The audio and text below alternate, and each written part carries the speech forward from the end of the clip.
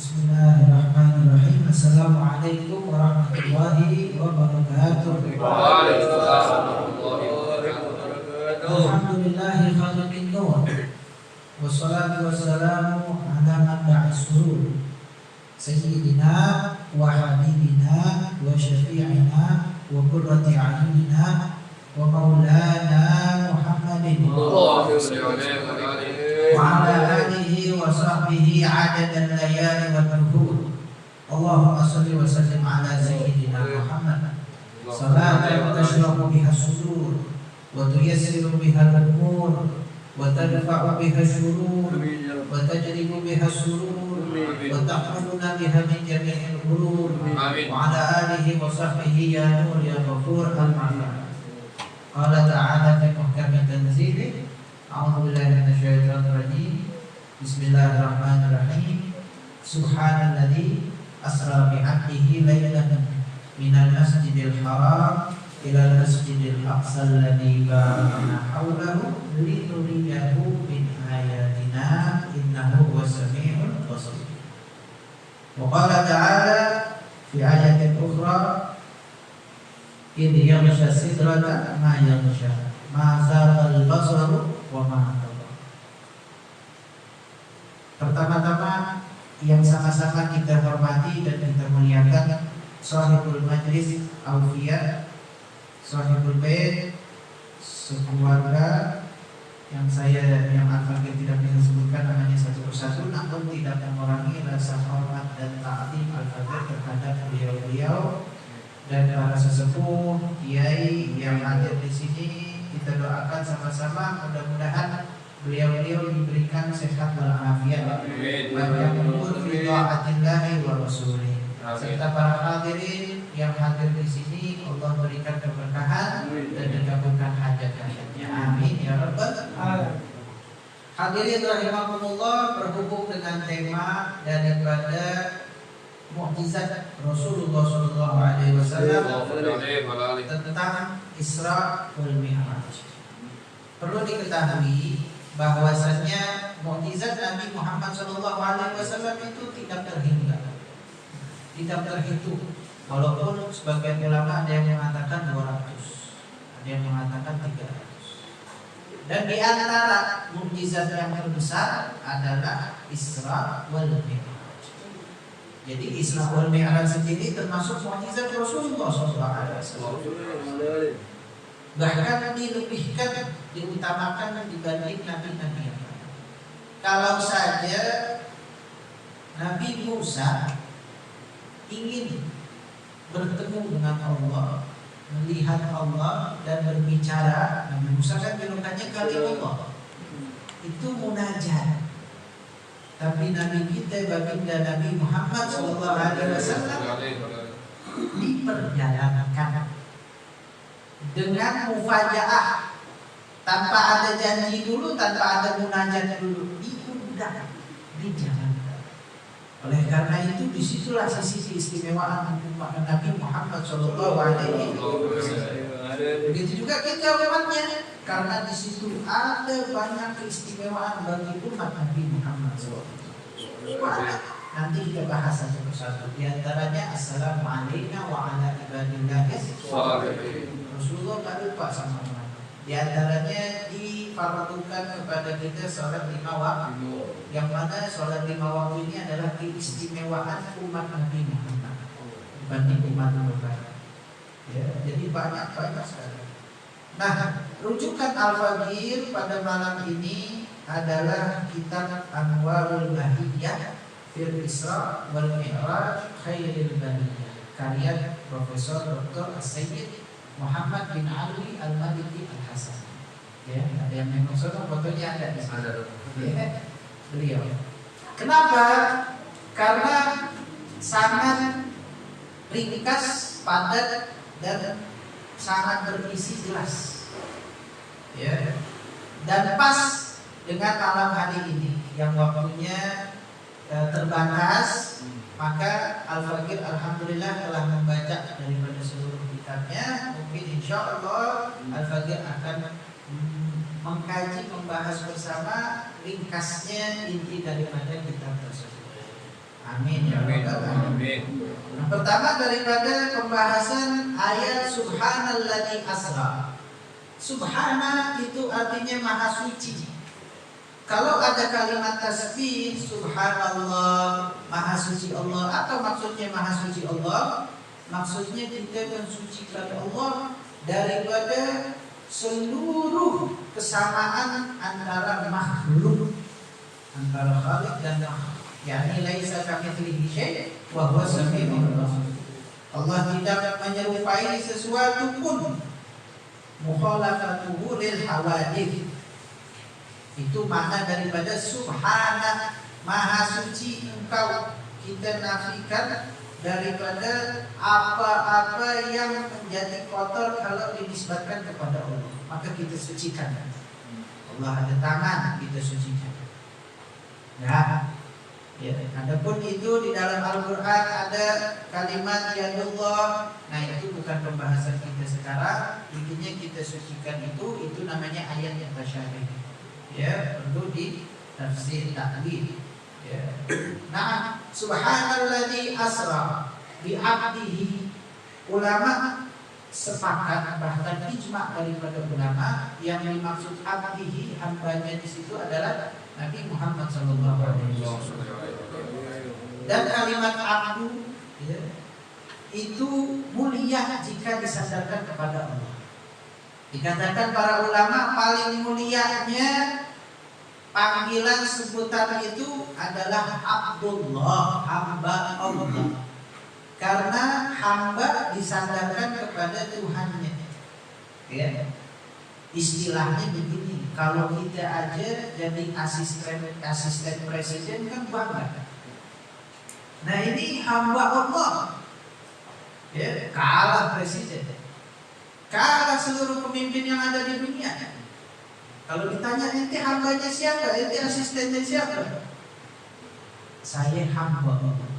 Ini paling mulianya julukan, paling mulianya sebutan. Makanya dalam Al-Quran Allah Subhanahu wa ta'ala berfirman, subhanalladzi asra bi 'abdihi. Ya. Dan ini ayat turun kepada sebab nuzulnya, sebab turunnya ini ayat sebagai jawaban terhadap orang-orang musyrikin dan orang-orang kaum kufar yang mengingkari tentang kabar dari baginda Nabi Muhammad SAW. Bahwasanya Rasulullah itu semalam Isra wal Mi'raj, berjalan di waktu malam, kemudian naik Mi'raj, ya, naik ke Sidratul Muntaha, ke Hadratul Ilahiyah dalam semalam. Banyak yang mengingat hal tersebut. Dan Rasulullah itu mengabarkan seperti itu awalnya. Maka turunlah ayat subhanalladzi asra yang menjawab itu. Maha suci Allah yang memperjalankan. Kalau kita berjalan, ya masih muskilah, masih ada ya salah pemahaman atau masih ada keraguan. Bagaimana bisa di zaman tersebut dari Mekah ke Masjidil Aqsa aja, dari Masjidil Haram ke Masjidil Aqsa aja, yang biasanya waktu sebulan, pulang balik bisa 2 bulan bahkan lebih, ini dalam 1 malam. Ya, nggak masuk di akal. Tapi kalau dikatakan subhanalladzi asra, maha suci Allah yang memperjalankan zalal isyara, hilang daripada keraguan. Allah yang memperjalankan, bukan kita yang hendak berjalan. Kalau kita yang hendak berjalan, mungkin kalau Rasulullah pertamanya berkata semalam itu saya itu diperjalankan. Di dalam riwayat lain semalam saya itu pergi daripada Masjidil Haram ke Masjidil Aqsa. Itulah yang membuat orang-orang ragu. Tapi ketika turun ayat, maka bertambah yakinlah para orang-orang yang mukminin yang ada di dalam hatinya keimanan, terutama Sayyidina Abu Bakar As-Siddiq.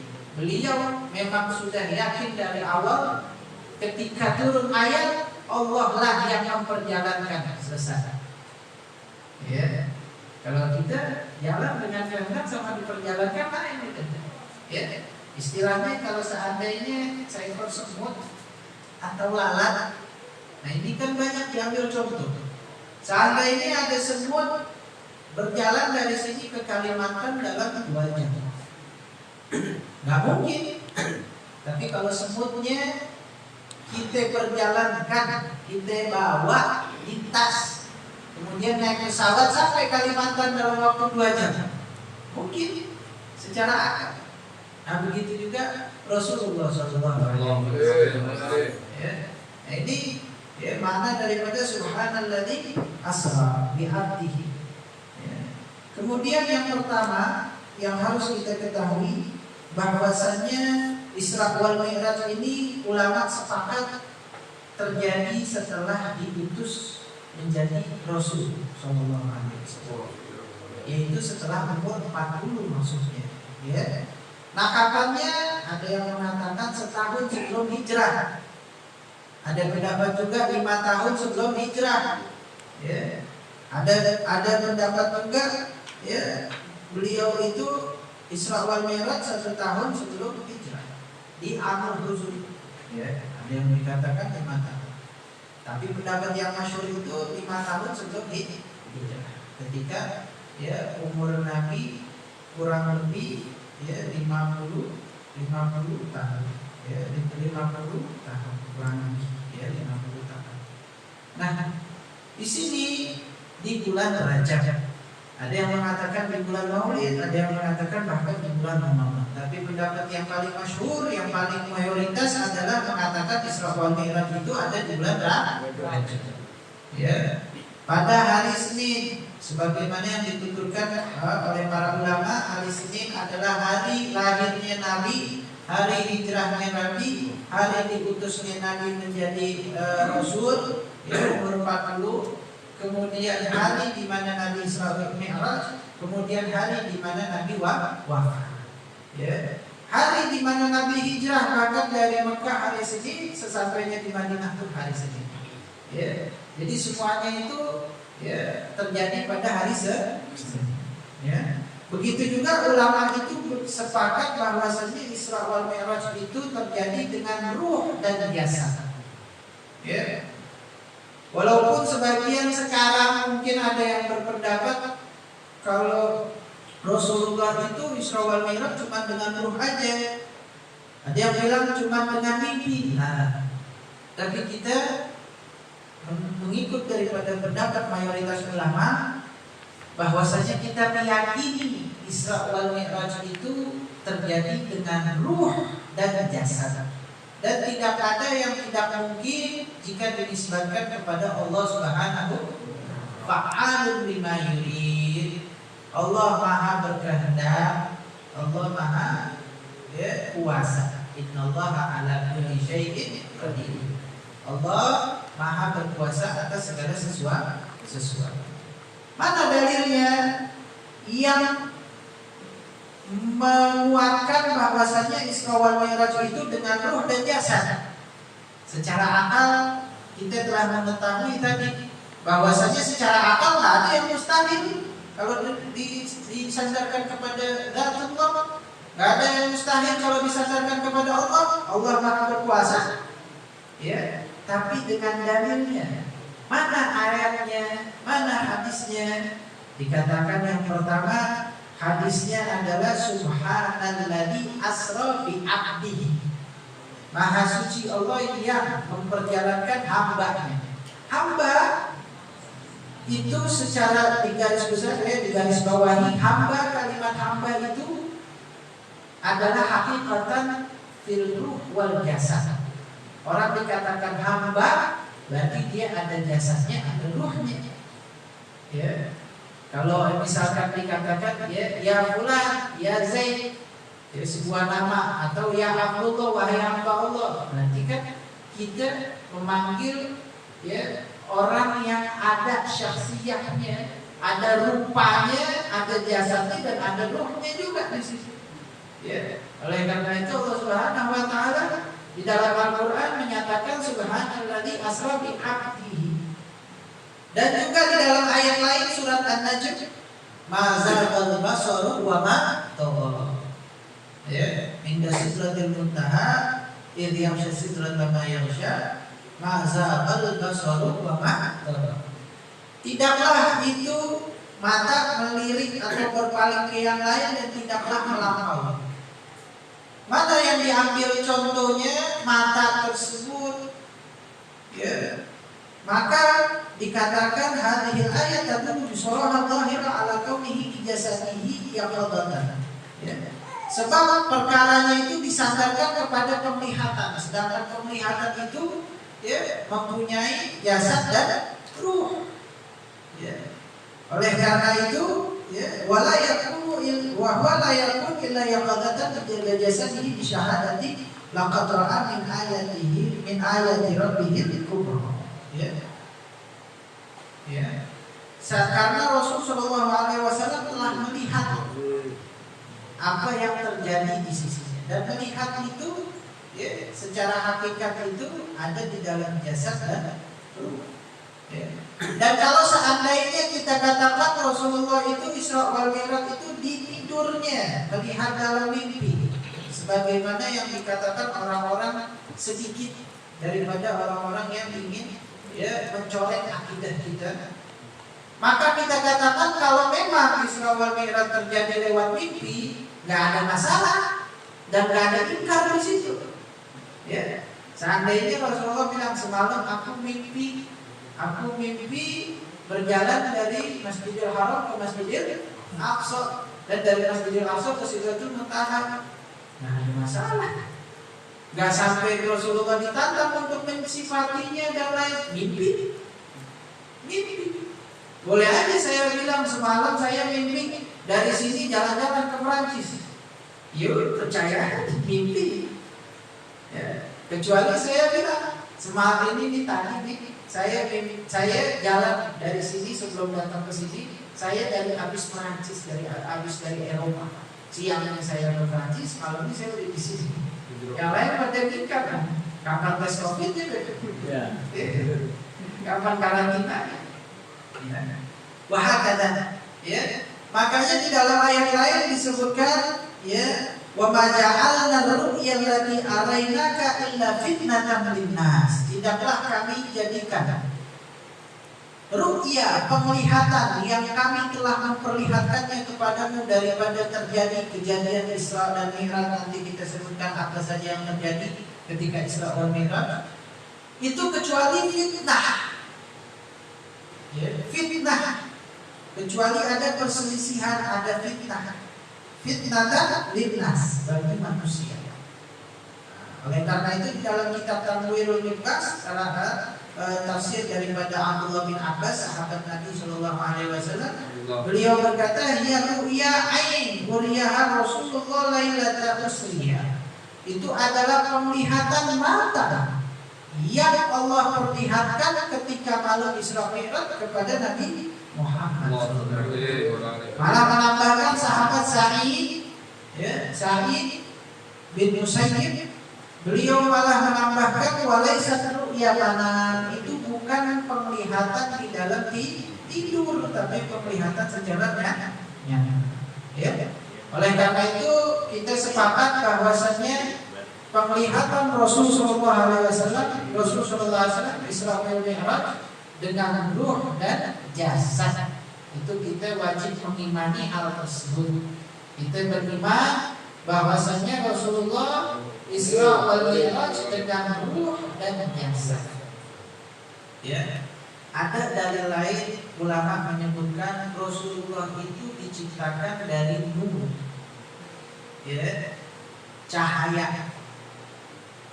Kalau memang udah diciptakan dari cahaya, maka nggak ada permasalahan ketika Rasulullah bisa menembus Sidratul Muntaha, sedangkan malaikat Jibril nggak bisa. Kenapa? Ketika menembus Sidratul Muntaha, Rasulullah balik kepada bentuk asalnya, yaitu dengan nur, ya, daripada nur. Ya. Oleh karena itu kalau seandainya jasad, tidak aja kalau misalnya jasad kita naik ke atmosfer, kebakar jasadnya. Kalau nggak pakai pakaian atau nggak pakai pelindung, kebakar. Ya. Tapi kalau seandainya dengan ruh aja masih kuat, ya, kalau dengan ruh masih kuat. Oleh karena itu azab di akhirat, azab di kubur itu azab ruh, ya. Sampai diceritakan azabnya kan lebih. Ada yang kullama natijat dulu, dan dulu dan akhir. Apa namanya di dalam ayat Al-Quran ada yang sampai diazab, dibakar, kemudian dililit dengan ular sejauh akram, ya. Kemudian macam-macam itu azab, tapi kok nggak hancur-hancur, cuma merasakan pedihnya, sakitnya, diazab dengan api neraka. Sebab ruh, ya. Ruh itu kekal. Kita beriman bahwasanya ruh itu kekal. Ya. Bahwasanya ruh itu kekal. Kalau jasad itu fana, ya, sifatnya jasad itu musnah. Jasad itu fana, musnah. Tapi ruh itu kekal. Ya. Di dalam kitab daripada Imam Suyuti menyatakan bahwasanya kita Ahlus Sunnah wal Jamaah, kita beriktikad ruh itu kekal, ya, ruh itu batin kekal, jasad itu habis hancurnya. Kita kalau kebakar itu kan sakit, yang hancur jasad kita, tapi ruh kita masih ada. Oleh karena itu ruh itu imma mun'aman atau mu'adzabah. Ruh itu ada kalanya kalau enggak dia diberi nikmat terus menerus atau diberi azab. Ya. Kalau diberi nikmat, ruh itu merasakan nikmat. Kalau diberi azab berarti merasakan ada. Tapi nggak bisa hancur itu loh. Seperti apapun azab nggak bisa hancur. Kalau kita mungkin dikasih azab, alhamdulillah, kalau ada orang mungkin dikasih azab, ya, tertimpa, terbakar, macam-macam, hancur jasadnya. Tapi ruhnya juga tetap, ruh kena azab tetap, ya. Makanya. Ya. Nah tapi ini kalau saat ini ruh itu masih menembus langit masih bisa. Tapi kalau udah menembus Sidratul Muntaha, maka ruh tidak mampu, maka hanya Rasul Sallallahu Alaihi Wasallam yang mampu. Maka karena kenapa? Karena Rasulullah khuluqan bin nur. Rasul itu tercipta daripada cahaya. Ya. Di dalam hadis Maulid yang kita baca itu Suratul Duror ada dijelaskan. Ya. Rasulullah tercipta daripada cahaya. Ya. Dan ini Isra wal Mi'raj, ya, datang kepada Rasulullah, kita katakan tadi dengan mufajaah, dengan daripada, ya, mendadak, dadakan, ya. Sebab Rasulullah SAW di dalam sabdanya itu bainama ana, ketika aku sedang duduk, langsung diperjalankan oleh malaikat tanpa ada munajat, minta atau janji atau sebagainya. Ya. Nah, kemudian ketika itu Rasul Shallallahu Alaihi Wasallam diperjalankan oleh malaikat Jibril dari rumahnya pertama menuju ke Masjidil Haram. Ya. Untuk apa? Untuk bisyaqi sadrihi asyari. Ya.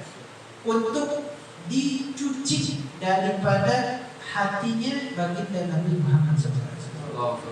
Nah ini hati, ya, atau dikatakan syakhus sadar, yakni membelah dadanya Nabi itu terjadi 4 kali.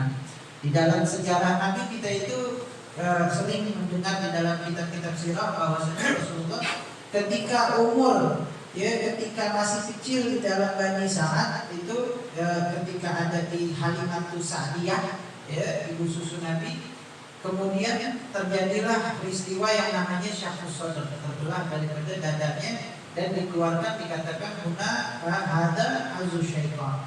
Ini adalah bagian daripada syaitan.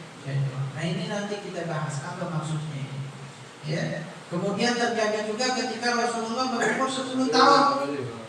Kemudian terjadi juga ketika Rasulullah itu, ya, ba'dal bi'tsah, setelah diutus menjadi Rasul.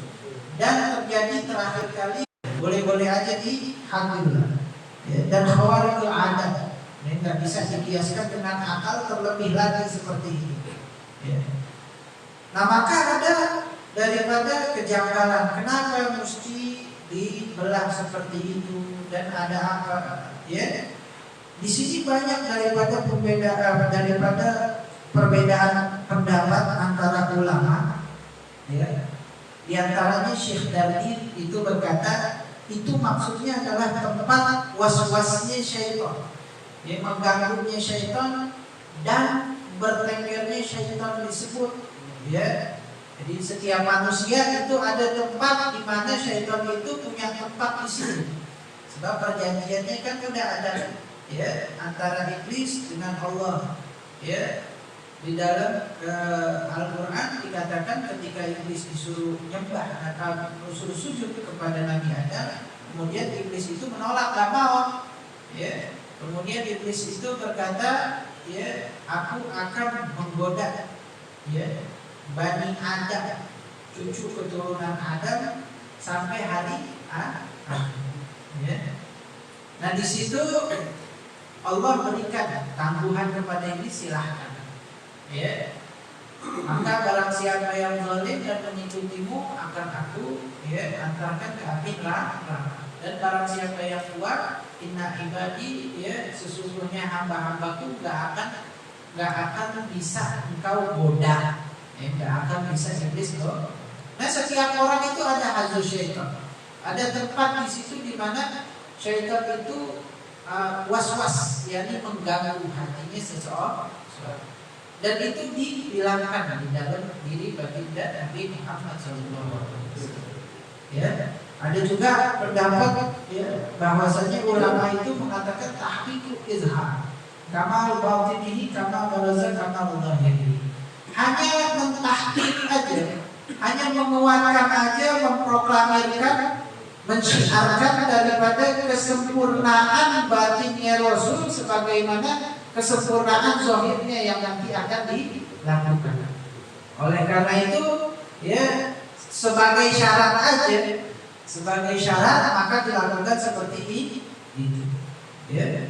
Sebagaimana Sahih Usul Durar Al-Habib Ali bin Muhammad Al-Habsyi berkata di dalam kejadian tentang pembelahan dada Nabi Muhammad SAW, itu wama akhrajal amlaku min qalbihi ada walakinnahu zatu tuhran ala tuhrin.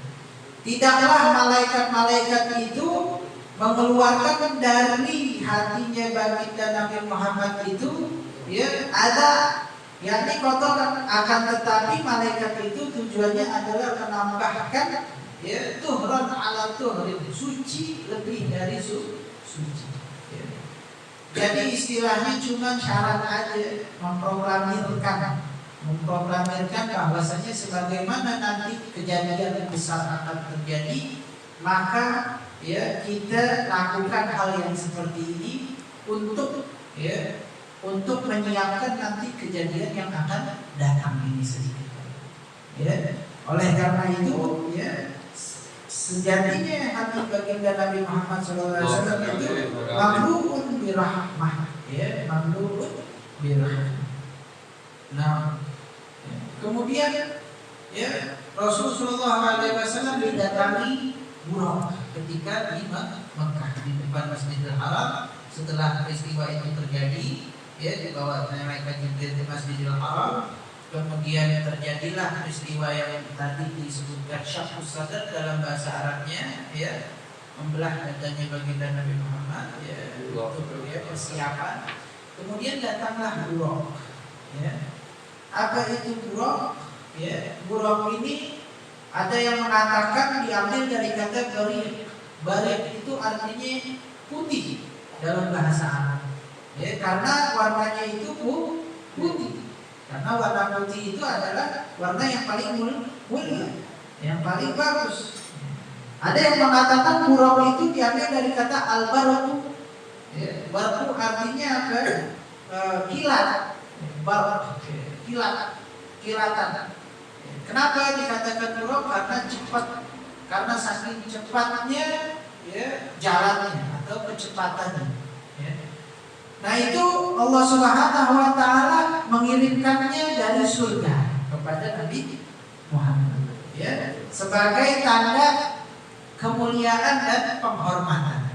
Kalau kita istilahnya diundang sama orang besar, ya, sampai raja, kita, ya, kalau kita yang datang sendiri ke istana, apa yang raja siapin kendaraannya kan lain.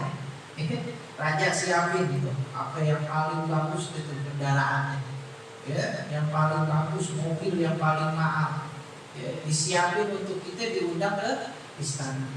Sama kita jalan sendiri ke istana kan lain. Ya.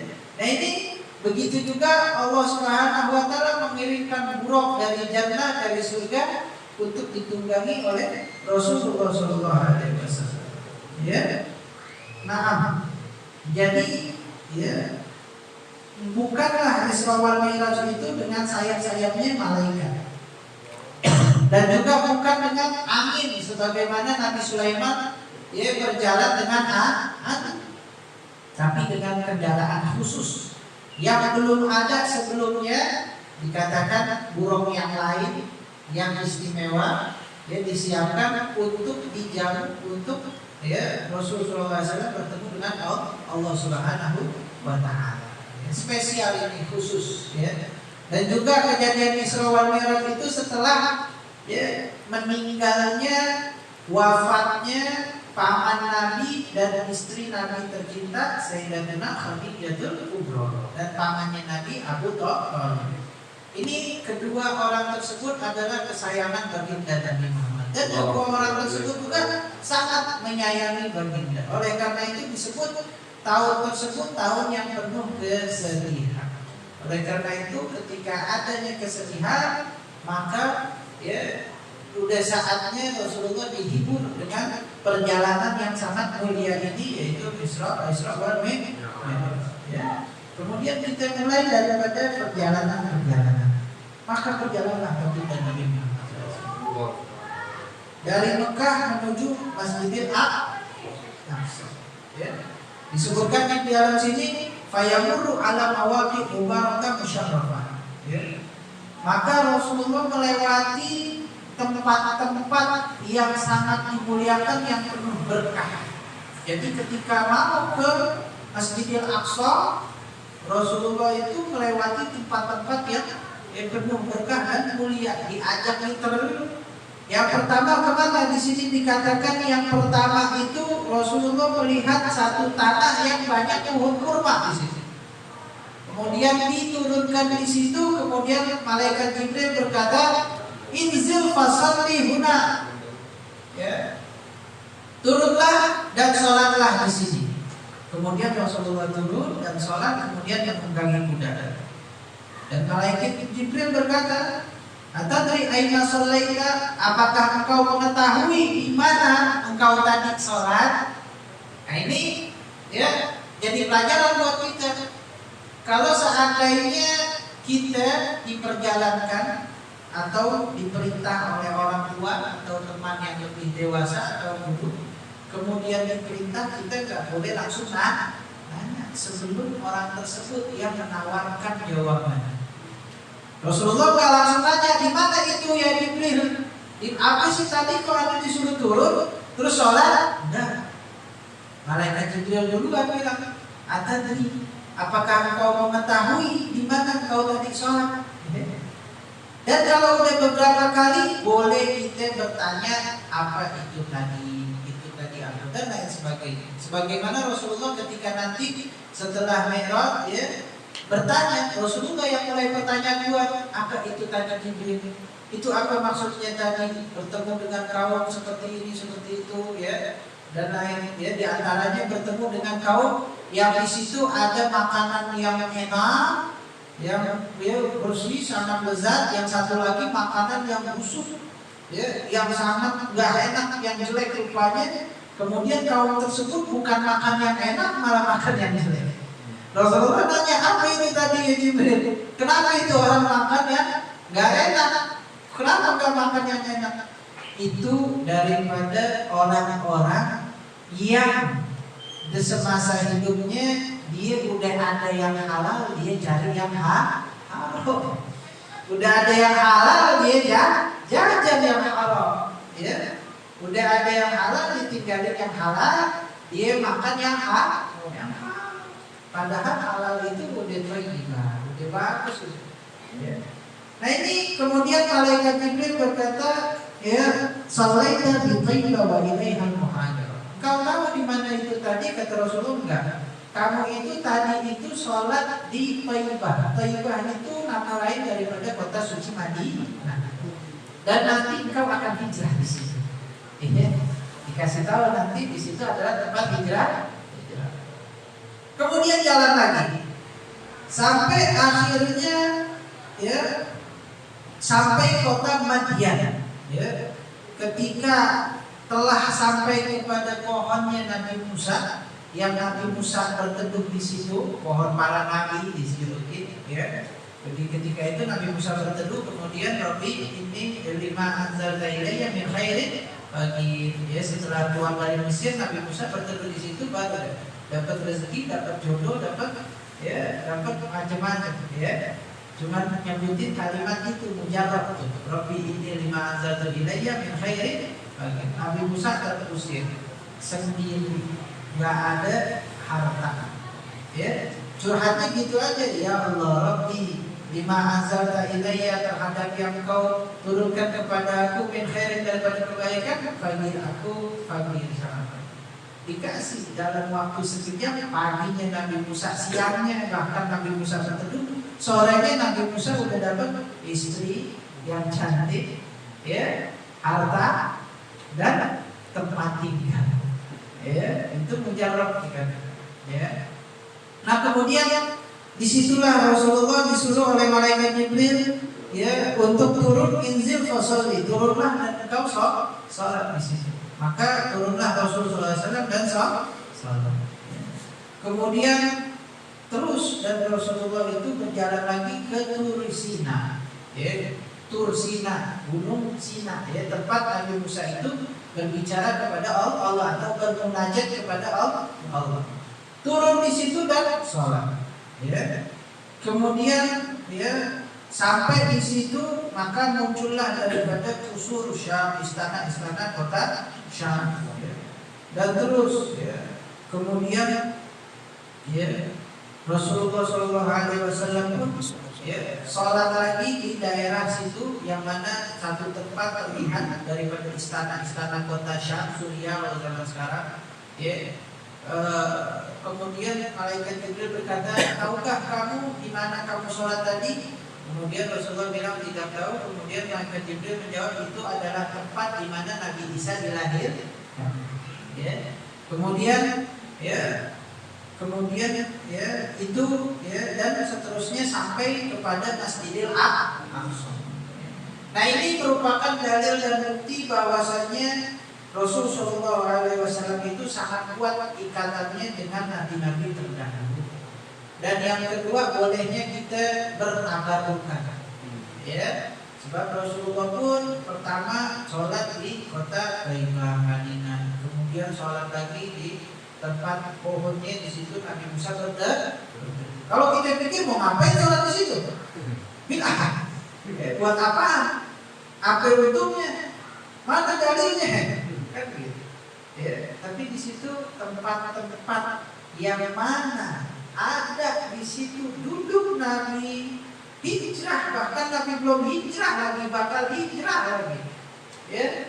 Dan tempat-tempat mulia itu kita disunahkan untuk sholat di situ bertabarruk. Ya, kita bertabarruk. Seperti contohnya kalau zaman dulu Mekah itu ada Jabal Uhud. Ya, Gunung Uhud yang terjadinya perang Uhud di situ, itu ada tempat di mana Rasulullah memposisikan ashabul rumah, orang-orang yang ahli panah. Ketika perang Uhud, Rasulullah punya pemanah, Rasulullah taruh pemanahnya di situ, sehingga orang-orang kafir gak bisa untuk menyerang kaum muslimin dari belakang, yang mana ketika itu kaum kafir masih dipimpin oleh Khalid bin Walid ketika Khalid bin Walid masih kafir. Ya. Tapi ya apa daya ketika perang Uhud, ya Allah ingin menunjukkan kekuasaannya, maka ashabul rumah di situ orang-orang yang tukang panahnya itu turun daripada gunung demi mengejar harta rampasan perang. Padahal ketika itu kaum kafir sudah melihat seperti itu. Khalid bin Walid yang nanti dijuluki Saifullah mengambil kesempatan melewati gunung Uhud tersebut sampai menyerang umat muslimin dari belakang. Nah intinya di situ Rasulullah menempatkan ashabul rumah, orang-orang ahli panah. Ya. Ketika itu itu kan ya tempat Rasulullah menaruh orang-orang ahli panah. Dan zaman dulu itu menjadi tempat tabarruk. Ya. Tapi kalau zaman sekarang ente umroh, ente haji udah nggak ada, udah hilang. Di Papas, gunung di Papas aja. Bayangin gunung di Papas mau ngapain? Ya, itu cuma minta tabarruk kan? Ya, nggak apa-apa. Mengenal sejarah. Ini punya ruh. Kita ini Islam ini punya ruh. Ya, bukan jasadnya doang. Ini ruhnya lebih penting. Ruhnya itu ya berkaitan dengan orang-orang sebelum kita, ajaran-ajaran sebelum kita. Biar kita mengenal orang dulu. Nah begitu juga ya tempat kelahiran Siti Fatimah yang dikatakan sekarang udah setelah menjadi atau WC umum ya, kemudian macam-macam ya udah terjadi macam-macam ya. Nah ini berapa ya? Jam 9 ya, udah kasih dulu ya. Allahu udah sedikit udah dapat setengah perjalanan, udah sampai Masjidil Aqsa ya, tinggal dari Masjidil Aqsa Mi'raj ke Sidratul Muntaha ya. Wallahu a'lam. Silakan. Jazakallah Habib atas dari yang beliau sampaikan kepada kita. Berbicara mengenai Isra Mi'raj memang panjang saya di waktu 1 jam setengah tidak cukup. Seperti yang kami sampaikan di muka bagi jamaah yang ingin bertanya, kami silakan satu atau dua pertanyaan. Kami berhati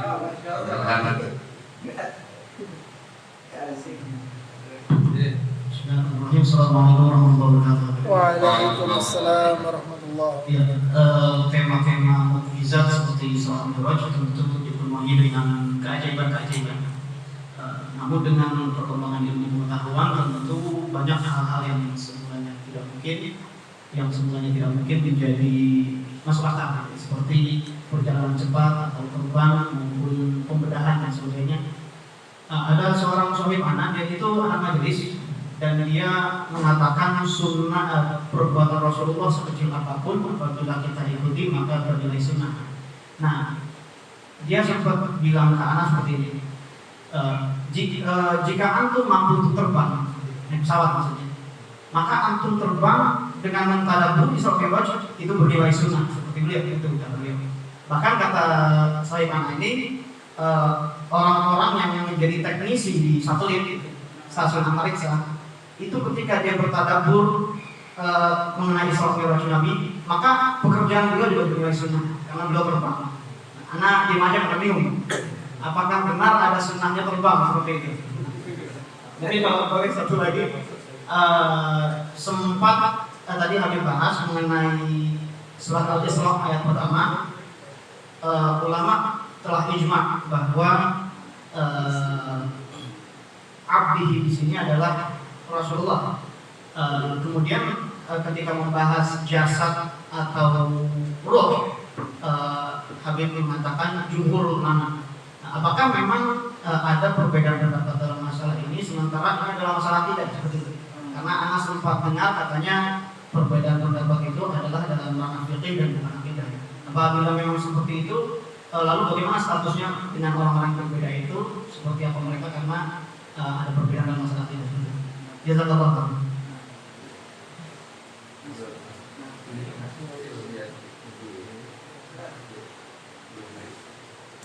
Alhamdulillah, Assalamualaikum Habib Hadi, Masya Allah, barakallahu fikum. Pertanyaannya sangat sangat mendalam. Ya. Yang pertama beliau menanyakan tentang kalau terbang atau ya terbang dan lain sebagainya, teknisi kalau ditadaburkan, ya, dibayangkan dengan Isra Mi'raj, itu apakah akan dapat pahala? Ya. Perlu diketahui di dalam kitab Maqasidus Syariah karya ulama daripada ulama Maliki, Imam Syafi'i, ya, itu dikatakan kalau seandainya ingin mendapat pahala sunnah harus sesuai dengan syariat. Ya. Seperti contohnya begini. Nah ini jadi kita kan tadi tadabbur Isra Mi'raj apakah menjadi dapat pahala, sedangkan Isra Mi'raj itu pun sendiri, Isra Mi'raj itu pun sendiri khususnya Nabi Muhammad, khusus kepada Nabi. Jadi bagaimana kita tadabbur kalau kita membayangkan kita Mi'raj juga kita bukan. Ya.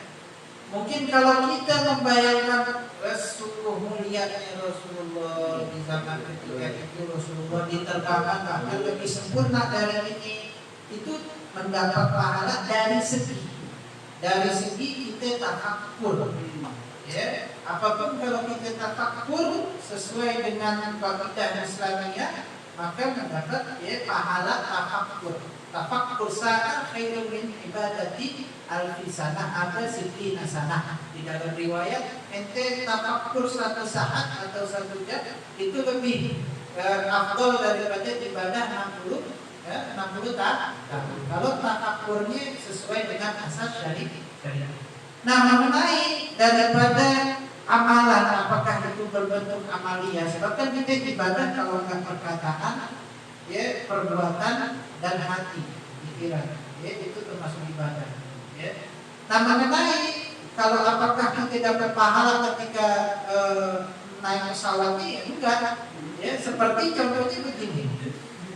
Islam itu kan di dalam hadis mengatakan kalau ente jalan dari rumah ente ke masjid, setiap langkahnya dapat 1 pahala dan 10 pahala, 10 dapat ampunan dosa, 10 diangkat derajat 1 langkah. Maka ulama menunjukkan kalau ente ada masjid yang jauh sama yang dekat, ambil yang jauh pahalanya lebih banyak. Tapi ada enggak ulama mengatakan kalau ente mau pahalanya gede, apalagi di negeri Hadramaut panas-panas, ya nggak usah pakai sendal ke masjid, cari jalan yang lebih jauh. Walaupun itu telapak kaki kan, ya, bukan sunnah itu seperti itu, syariat nggak membebankan sampai seperti itu. Cukup dengan banyaknya daripada langkah. Nggak perlu kita sampai lepas sendal, panas-panas ke masjid, ya itu biar pahalanya gede lah, itu salah itu. Salah di dalam istighfar. Makanya perlu juga mengkaji daripada maqasid syariat, maksud daripada syariat setelah kaidah fikih dan usul. Nah, pertanyaan yang kedua tentang ruh dan jasad. Itu ittifaq ulama bahwasannya Rasulullah Isra Mi'raj dengan ruh dan jasad. Ya. Dan ikhtilaf ada yang mengatakan dengan ruh saja, ya. Dan ada yang mengatakan jasad aja kan. Jadi ikhtilaf kedua. Kalau nggak ruh sama jasad sama ruh. Ya. Kemudian apakah berdampak dengan akidah kita? Enggak. Kenapa enggak? Selagi kita mengimani Isra Mi'raj itu terjadi kepada Rasulullah SAW. Itu aslul iman. Jadi ada aslul iman, ada far'ul iman. Jadi asalnya iman itu selagi kita mengimani ini Isra Mi'raj terjadi kepada baginda Nabi. Adapun bagaimana kaifiyatnya, ada yang bilang ruh jasad sama ruh itu enggak mempengaruhi daripada keaslian imannya, walaupun mempengaruhi dari sedikit keimanannya. Tentunya orang yang mengimani jasad dan ruh terjadi bagi Nabi Muhammad itu lebih kuat imannya dibanding orang yang mengimani cuma roh aja. Ya, kalau roh aja kan mimpi bisa roh kan gitu. Ya, insyaallah paham itu. Masalah.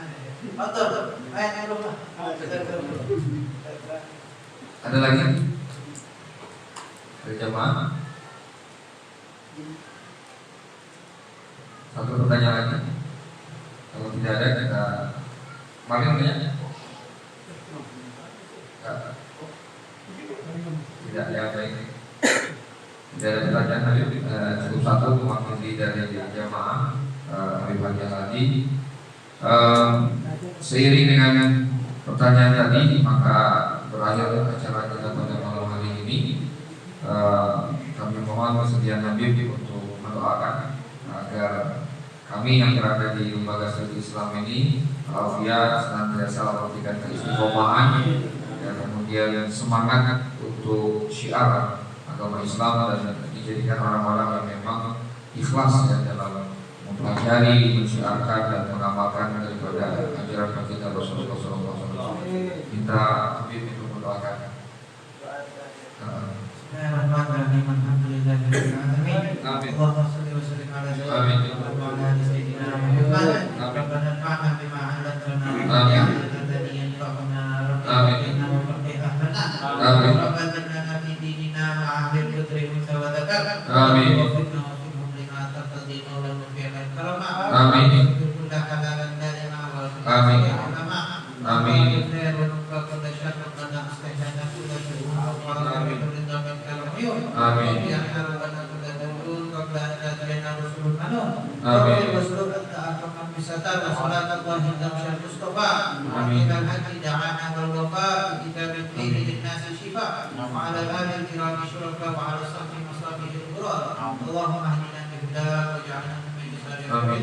ولا تولنا وليا سواك ولا تجعلنا ممن خالف امرك وعصى آمين. وحسبنا الله ونعم الوكيل آمين. ولا حول ولا قوة الا بالله العظيم ربنا اغفر لنا ولوالدينا آمين. كما ربونا صغارا آمين. ولجميع المسلمين والمسلمات آمين. والمؤمنات واختم لنا بالحسنى في خير الخلق وعافية آمين. وصلى الله على سيدنا اللهم صل محمد عليه وعلى وعلى اله آله وسلم والحمد لله رب العالمين بسر الفاتحة.